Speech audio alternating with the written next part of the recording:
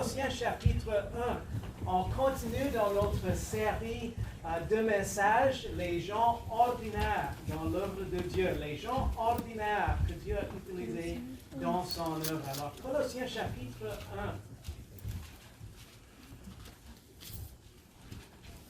Peut-être que vous pensez ce matin que vous n'êtes pas que quelqu'un ordinaire. Vous n'êtes pas que seulement quelqu'un ordinaire. Moi, je trouve précieux de considérer dans la parole de Dieu, comme on a déjà fait il y a quelques semaines, avant que le pasteur Roy est descendu, avant la conférence des missions, mais je trouve précieux à quel point Dieu aime se servir des gens ordinaires. Premièrement, il transforme leur vie en quelque chose d'extraordinaire, et ensuite, il aime faire l'extraordinaire à travers quelqu'un ordinaire pour sa gloire. C'est intéressant, ce matin, on va examiner un homme dans Colossiens qui est mentionné dans Colossiens chapitre 1. Effectivement, c'était le pasteur à l'église à Colosse, je m'excuse. Il s'appelait Epaphras. Et c'est intéressant qu'il n'y a que seulement quelques versets à son sujet. Et je crois que ces versets nous donnent un bel aperçu de sa vie, un bel aperçu également de son caractère, un bel aperçu de cet homme ordinaire, mais que Dieu a utilisé dans son œuvre. Alors, vous êtes rendus dans Colossiens chapitre 1. Suivez avec moi, s'il vous plaît, dans les 10 premiers versets. Colossiens chapitre 1, les 10 premiers versets. Et je crois que tout de suite après, je vais demander, s'il vous plaît, à François de lire dans le chapitre 4, les versets 7 à 13. Dans Colossiens, je m'excuse, chapitre 1, les 10 premiers versets, et ensuite, tout de suite après, François pour lire dans le chapitre 4, les versets 7 à 13. Colossiens 1, les 10 premiers versets. Paul, apôtre de Jésus-Christ par la volonté de Dieu, et Timothée, notre frère, aux frères en Christ, les saints et les fidèles à Colosse, la grâce et la paix vous soient données de la part de Dieu notre Père et du Seigneur Jésus-Christ. Nous rendons grâce à Dieu le Père de notre Seigneur Jésus-Christ dans les prières que nous faisons sans cesse pour vous. Ayant été informés de votre foi en Jésus-Christ et de votre charité pour tous les saints, à cause de l'espérance qui vous est réservée dans les cieux, et dont vous avez eu précédemment connaissance par la parole et la vérité de l'Évangile, qui est au milieu de vous, de même que dans le monde entier où il fructifie, comme parmi vous depuis le jour où vous l'avez entendu et où vous avez connu la grâce de Dieu dans la vérité. Ainsi que vous en avez été instruits par Epaphras, notre cher compagnon de service, qui est pour vous un fidèle ministre de Christ et qui nous a fait connaître votre charité selon l'Esprit. C'est pourquoi, depuis le jour où nous l'avons appris, nous n'avons cessé de prier pour vous et de demander que vous soyez remplis de la connaissance de sa volonté, en toute sagesse et intelligence spirituelle.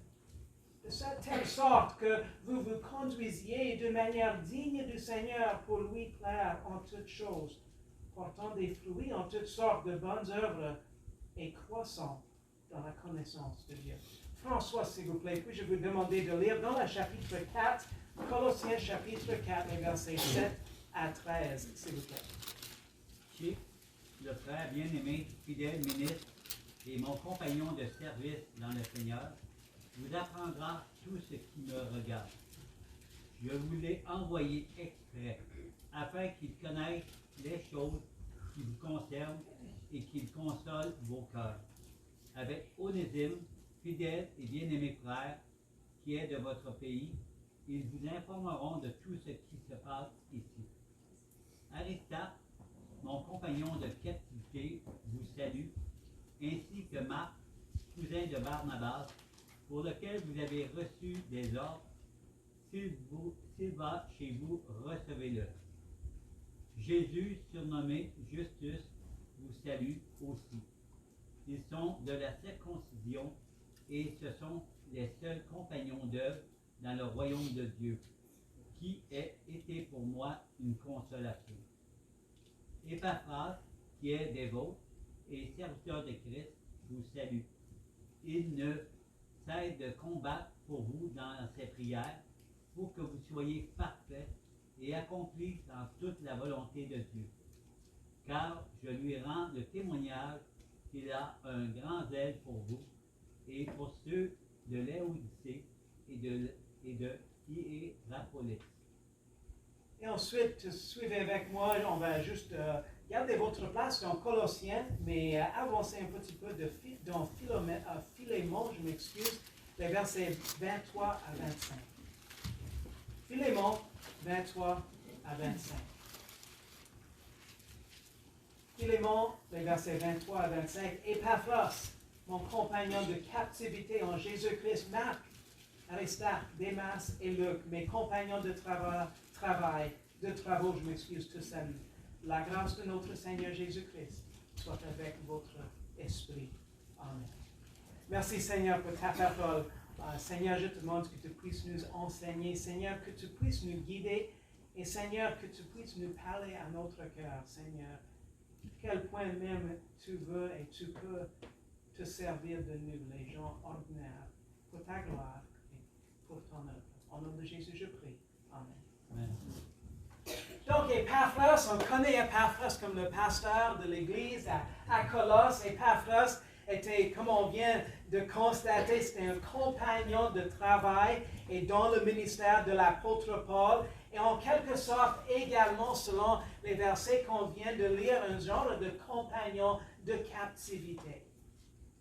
Juste pour donner un petit résumé de l'arrière-plan de Colossiens, pour vous rappeler le contexte, Épaphras était pasteur à l'église à Colosse. Et il y avait des hérésies qui entraient dans l'église, des fausses doctrines, désolé, c'est féminin. Des fausses doctrines, des hérésies qui entraient dans l'église de Colosse. Et qui, si on peut dire, qui infiltraient l'église à Colosse. Épaphras était très dérangé et ça le préoccupait beaucoup par ça. Et il est allé voir l'apôtre Paul pour avoir des conseils au sujet de comment résoudre ces problèmes, comment corriger ces fausses doctrines qui est entrées. Donc, Épaphras était un homme ordinaire, on peut dire, un pasteur qui était juste un pasteur ordinaire, mais qui a dû faire face à des grands problèmes dans l'église locale, malheureusement, en raison des fausses doctrines qui y entraient. Cet homme, un serviteur de Dieu, que les versets qu'on vient de lire à son sujet sont vraiment les seules mentions dans la Bible au sujet d'Épaphras. Donc, seulement quelques versets qui mentionnent son nom par exprès. Mais selon ces versets, je crois qu'on peut bien apprendre des choses au sujet de cet homme, ce pasteur ordinaire. Au sujet d'Épaphras, que Dieu utilisait de façon extraordinaire pour diriger le peuple de Dieu dans la saine doctrine.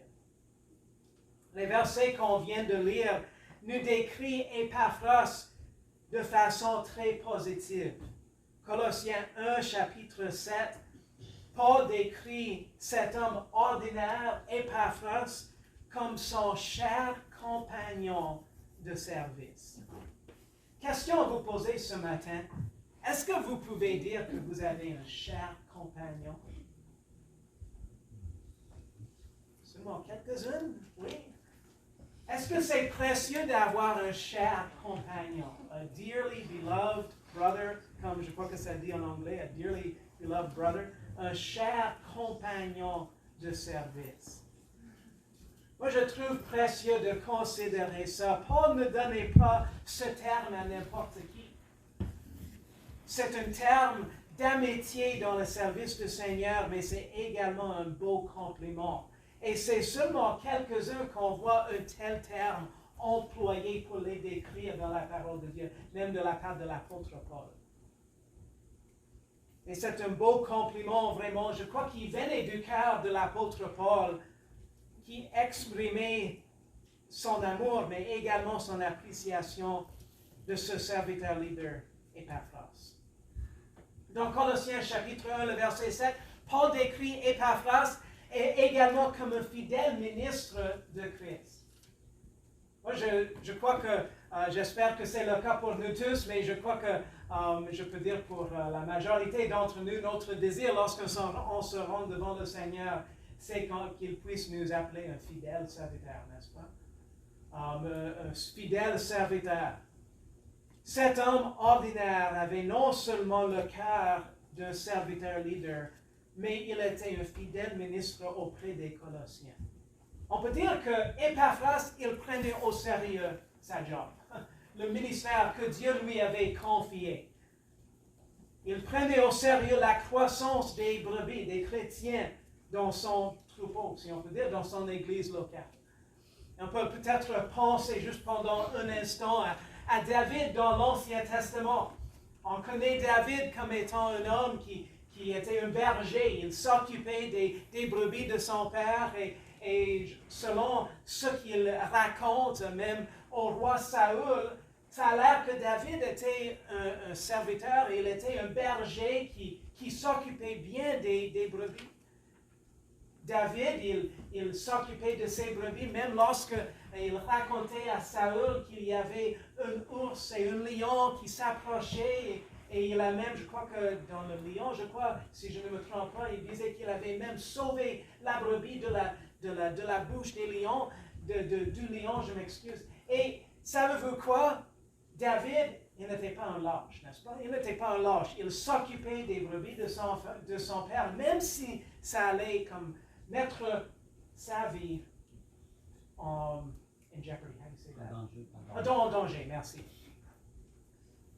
Lorsqu'on considère Epaphras, je crois qu'on peut dire que Epaphras était comme David, mais dans un sens spirituel pour les brebis qui lui étaient confiées par le Seigneur, les chrétiens à l'église à Colosse. Epaphras prenait au sérieux la marche avec Christ de chaque membre de son église.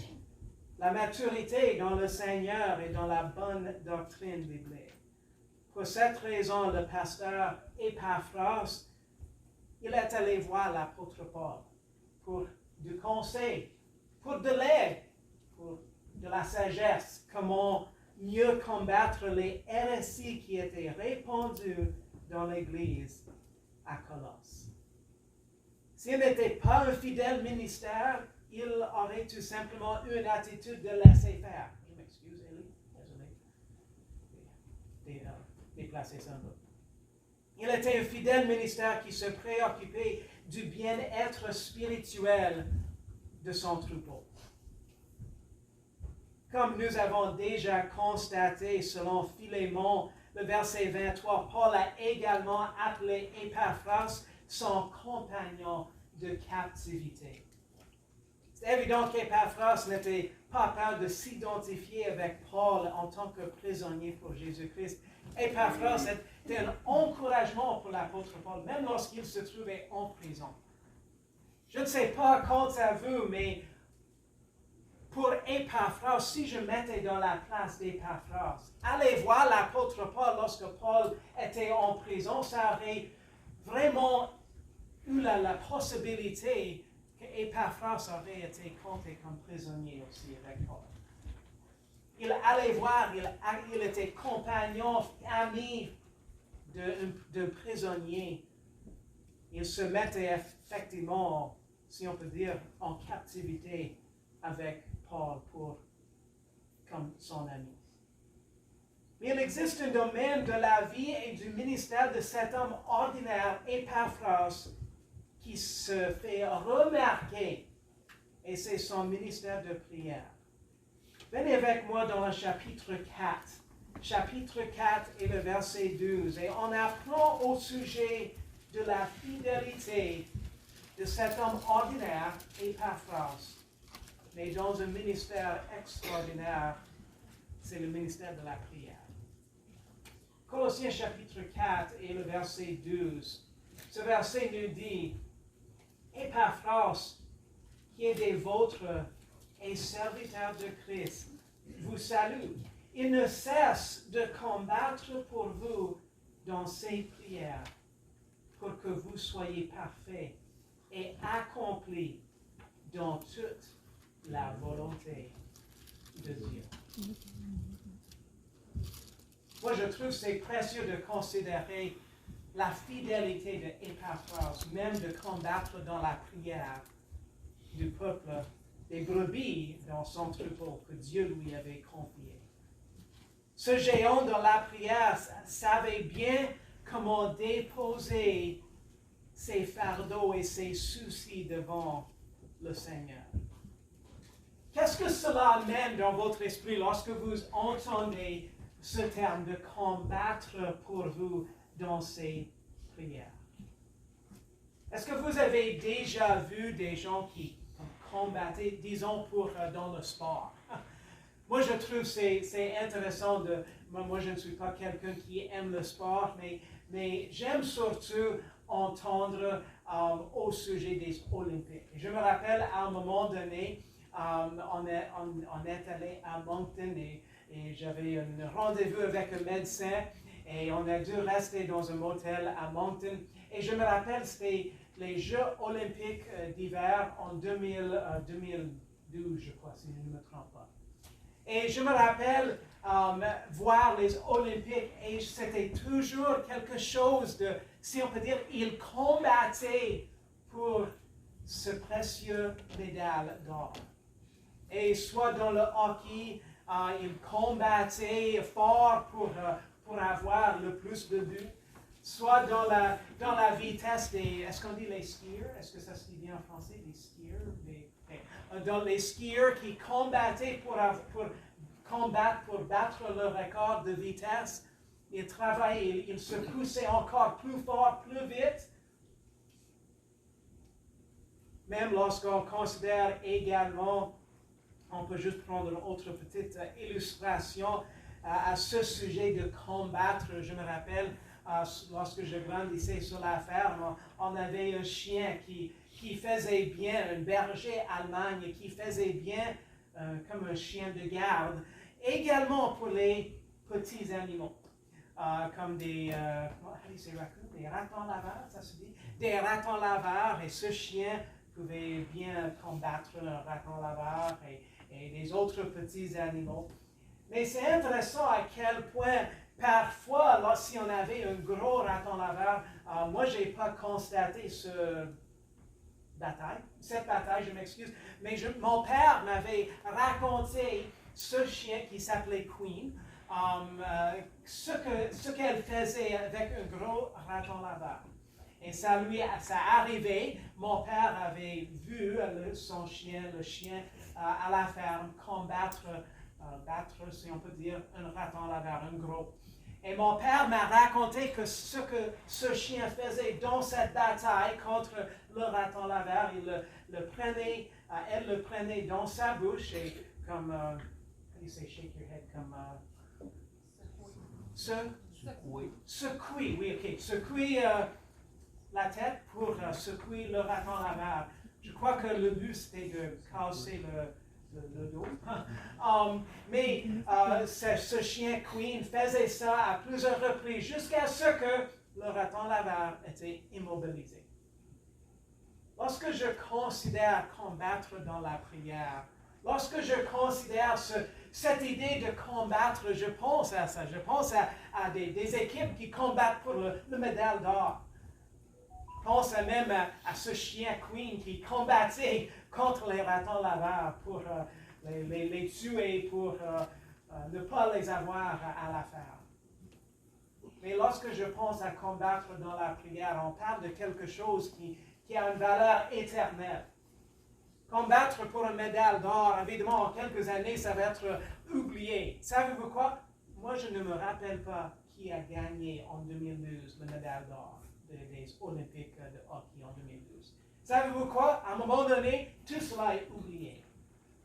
Mais savez-vous quoi? Lorsqu'on considère combattre dans la prière, on parle de quelque chose qui est beaucoup plus important, c'est quelque chose d'éternel. C'est quelque chose également pour notre pour notre marche avec le Seigneur que Épaphras, selon ce verset, combattait dans la prière fidèlement pour les brebis qui étaient confiées dans son troupeau à Colosse. Moi, je vous demande, comment est-ce que vous combattez dans la prière? Comment est-ce que vous combattez dans la prière? Savez-vous quoi? Épaphras, c'était un homme ordinaire. Et peut-être vous dites, moi je ne suis que quelqu'un ordinaire, je ne peux pas faire de quoi extraordinaire. Mais savez-vous quoi? Pour Épaphras, il faisait quelque chose d'ordinaire dans la prière, mais il était fidèle dans quelque chose d'ordinaire parce qu'il s'attendait que Dieu pouvait faire quelque chose d'extraordinaire. Et Épaphras prenait au sérieux la marche avec Christ de chaque membre de son Église, même leur maturité dans le Seigneur. Et pour cette raison, le pasteur Épaphras, lorsqu'il est allé voir l'apôtre Paul, il continuait à combattre dans la prière pour son peuple qui était toujours à Colosse. Et ce géant dans la prière savait bien comment déposer, comme je viens de dire, ses fardeaux et ses soucis devant le Seigneur. Il savait bien comment travailler même en secret. Il a prié pour les brebis de son troupeau afin qu'ils soient parfaits et accomplis dans leur position selon la volonté de Dieu. Il s'est bien efforcé avec ferveur, avec ardeur dans ses prières. Et ce verset nous dit qu'il ne cessait pas de combattre pour les brebis de son troupeau, les Colossiens dans ses prières. Il combattait, je m'excuse, dans la prière pour qu'il soit mature, qu'il soit bien fondé dans la foi, dans la sainte doctrine. Paul témoignait également de la persévérance d'Épaphras ainsi que les prières d'Épaphras pour son peuple. Épaphras savait comment travailler pour ses brebis et le peuple de Dieu à Colosse. Ses prières pour la stabilité, pour la maturité des autres étaient nombreuses et continuelles. Épaphras avait apporté même à Rome un rapport sur l'Église à Colosse parce que c'était lourd sur son cœur. Ce récit était lourd sur son cœur et a abouti à l'écriture de l'épître aux Colossiens par l'apôtre Paul, évidemment sous l'inspiration du Saint-Esprit de Dieu. Question à vous poser ce matin. Si quelqu'un vous décrivait, peut-être il dirait, oh, c'est quelqu'un, un gars ordinaire, c'est une femme ordinaire, mais est-ce qu'il pourrait dire que vous étiez, peut-être oui, quelqu'un d'ordinaire, mais que vous étiez dévoué à Dieu comme Épaphras? Est-ce qu'il pouvait dire que vous étiez un compagnon dans le service de Dieu, dans l'œuvre du Seigneur? Est-ce que l'on pourrait vous décrire comme quelqu'un qui connaissait, qui savait comment combattre dans la prière? Romains 15, 30 nous implore les Romains aussi à prier. Lorsque Paul demandait aux Romains de prier pour lui, je vous conjure donc, frères, par notre Seigneur Jésus-Christ, par l'amour de l'Esprit, de combattre avec moi dans les prières que vous ferez à Dieu pour moi. Et Jacques chapitre 5 et le verset 15, on nous dit aussi dans Jacques 5, 15, confessez vos fautes les uns aux autres et priez les uns pour les autres afin que vous soyez guéris, car la prière fervente du juste a une grande efficacité. Épaphras non seulement était fidèle à combattre dans la prière, non seulement était fidèle dans sa préoccupation pour son peuple à Colosse, mais il était également fidèle dans son zèle. Il avait une grande préoccupation pour les personnes qui lui étaient confiées à Colosse. Et ça donne bien, je crois, à réfléchir. Nous pouvons être préoccupés de plusieurs choses, n'est-ce pas? Ce n'est pas quant à vous ce matin, mais c'est possible d'être bien préoccupé de plusieurs choses. On pourrait se préoccuper de l'examen qui s'en vient, peut-être pour ceux dans l'école, du travail demain, etc. Mais la chose principale, c'est pour les âmes perdues, pour notre propre croissance, pour la croissance dans le Seigneur de ceux qui nous entourent. Moi, je vous encourage d'être fidèles, les fidèles serviteurs, les fidèles ministres du Seigneur Jésus-Christ, de vous préoccuper du bien-être spirituel des autres, de combattre dans la prière pour les autres et pour votre propre fidélité au Seigneur. Lorsqu'on reconnaît la puissance de Dieu sur nos efforts,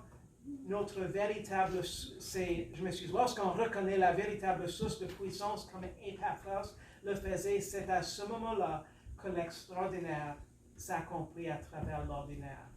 Car on trouvera la même promesse qu'avait trouvé l'apôtre Paul. Ma grâce te suffit, car ma force s'accomplit dans la faiblesse. Je me glorifierai donc plus volontiers dans mes infirmités, afin que la force de Christ habite en moi.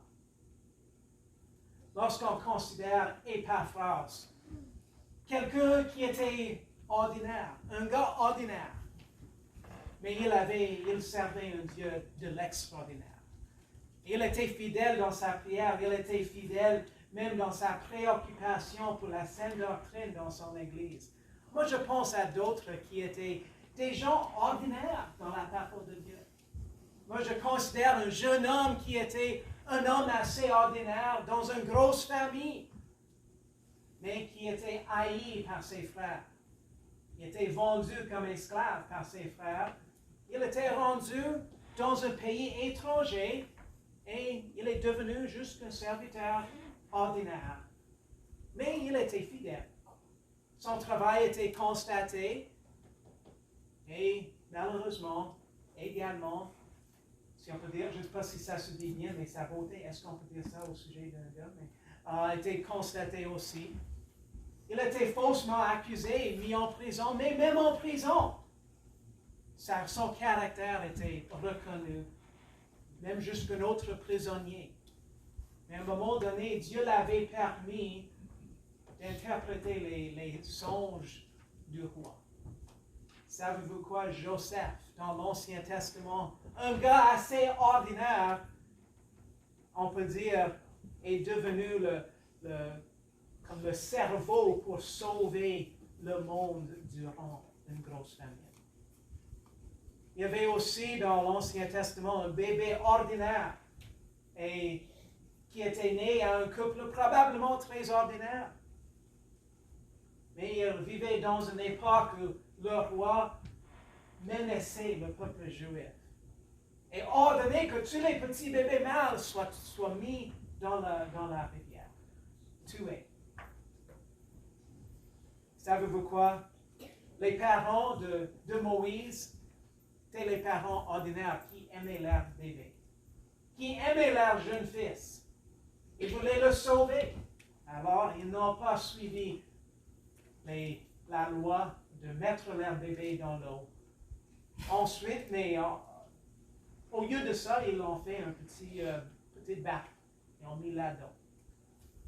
Moïse, ce bébé ordinaire, avec les parents assez ordinaires, à la grâce de Dieu, est devenu le libérateur de son peuple, pour les sauver, si on peut dire, des eaux de l'esclavage.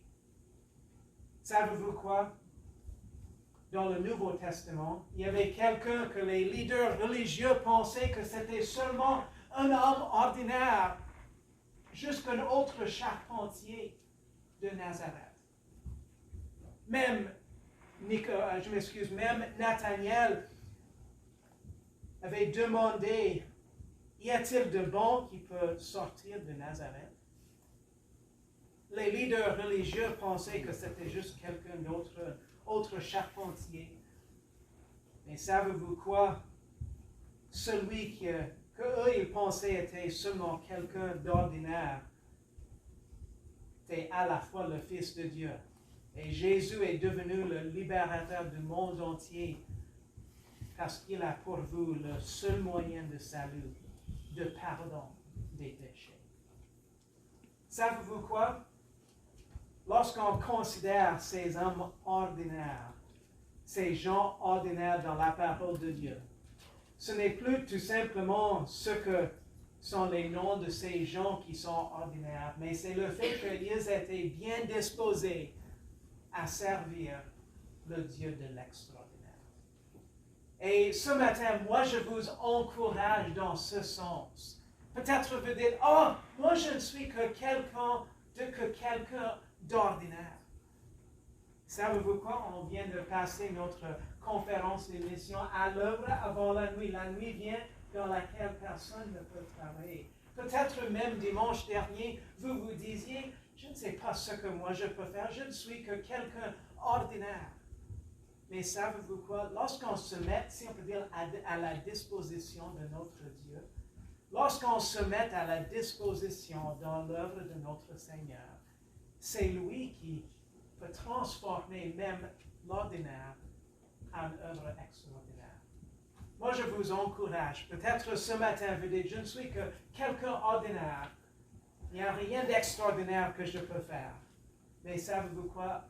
Nous servons un Dieu de l'extraordinaire. Moi, je vous encourage de vous laisser comme Épaphras, de prendre au sérieux la tâche que Dieu vous a confiée, de même prendre au sérieux l'entourage que Dieu a placé devant vous. Et peut-être vous direz, mais c'est juste quelque chose d'ordinaire. Mais peut-être Dieu veut servir de vous pour accomplir quelque chose d'extraordinaire. Et à la fin, vous direz bien, ce n'était pas par moi, je ne suis seulement quelqu'un d'ordinaire. Mais savez-vous quoi, c'est à ce moment-là que Dieu peut recevoir toute la gloire pour son œuvre extraordinaire, même à travers ceux qui sont ordinaires. Merci Seigneur de ta parole. Et Seigneur, je te remercie de cet exemple, de ce témoignage d'Épaphras. Seigneur, je te demande que tu puisses nous aider, nous tous, à être bien disposés à toi, tout comme on constaté dans la vie d'Épaphras.